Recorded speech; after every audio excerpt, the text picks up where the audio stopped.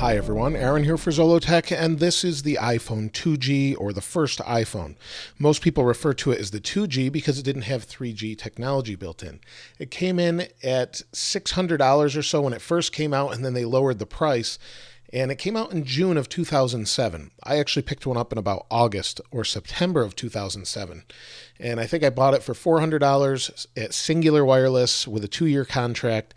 That's how you used to have to buy your iPhones. But this particular device is actually not mine. This one's my brother's. I got rid of mine a long time ago and sort of regret that, as I had the box and everything. But this is an 8 gigabyte model. It came in at 4 and 8 gigabytes, and in some places later on, they had up to 16 megabytes.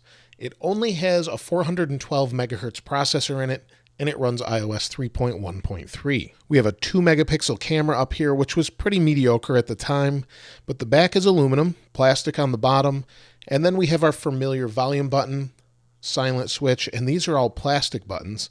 Then we have our headphone jack, which only really fits the iPhone headphones or ones that were designed smaller like this later on. It has a SIM card tray, your power sleep wake button, and this phone's a little bit dirty. And then on the side, nothing here. We've got our speaker here, home button that's familiar today. And then on the bottom, we have a 30-pin connector, speaker, and microphone. So it's a pretty decent device as far as what was familiar today back then is still the same. But when you go to use it, it's incredibly slow. Now, Singular or AT&T, which it became later on, doesn't have 2G connectivity anymore in most areas.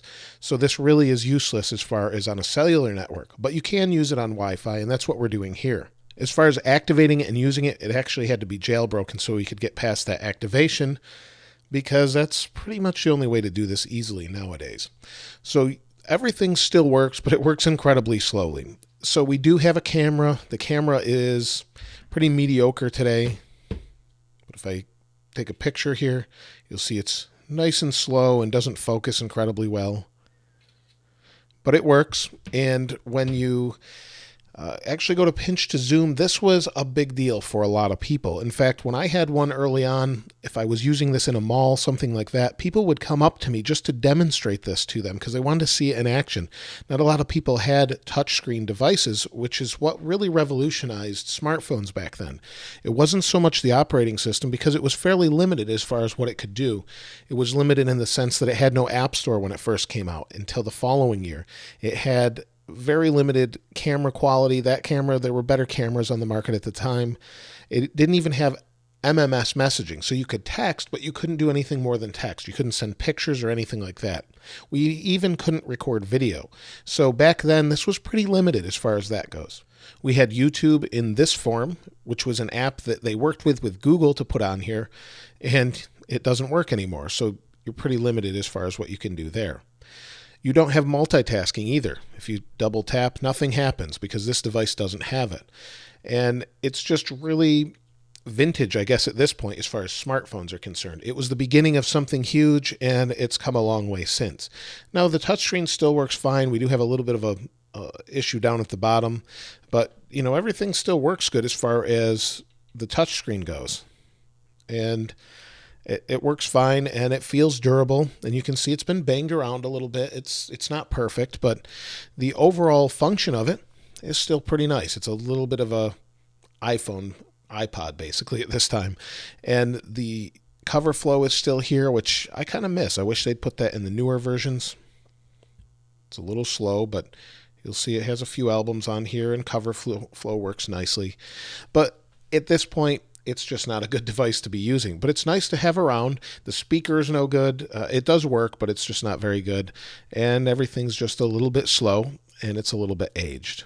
You'll see if I go into settings, it takes a minute to open. Everything is a little slow there. iOS 3.1.3 or iPhone OS 3.1.3. But it does work, and it's something I have fond memories of. But right now, if you can pick one up, it's pretty neat to have around, but it's nothing you want to use regularly. But it's definitely come a long way with the 7 Plus. So the 7 Plus looks enormous, and this display is not even a Retina display. It's 3.5 inches, and it's a pretty low resolution at 320 by 480. So compared to the iPhone 4, that's when we got our Retina display, 4, 4S, same size screen. And then with the 6, we got the larger models with the 6 and 6 Plus. And that's where we are today. But this was something I have fond memories of. I like the design, and I wouldn't be upset if they went to a more similar design to this with the chrome bezels and everything. I'd like to see maybe a retro version, and maybe that's what iPhone 8 will be. But let me know your thoughts about the iPhone 2G in the comments below. It's something I remember fondly, and going back to use it is a little mediocre at this point. But let me know your comments. Did you have one? Did you enjoy using it? Do you still have it? Let us know in the comments below. If you haven't subscribed already, please subscribe and like.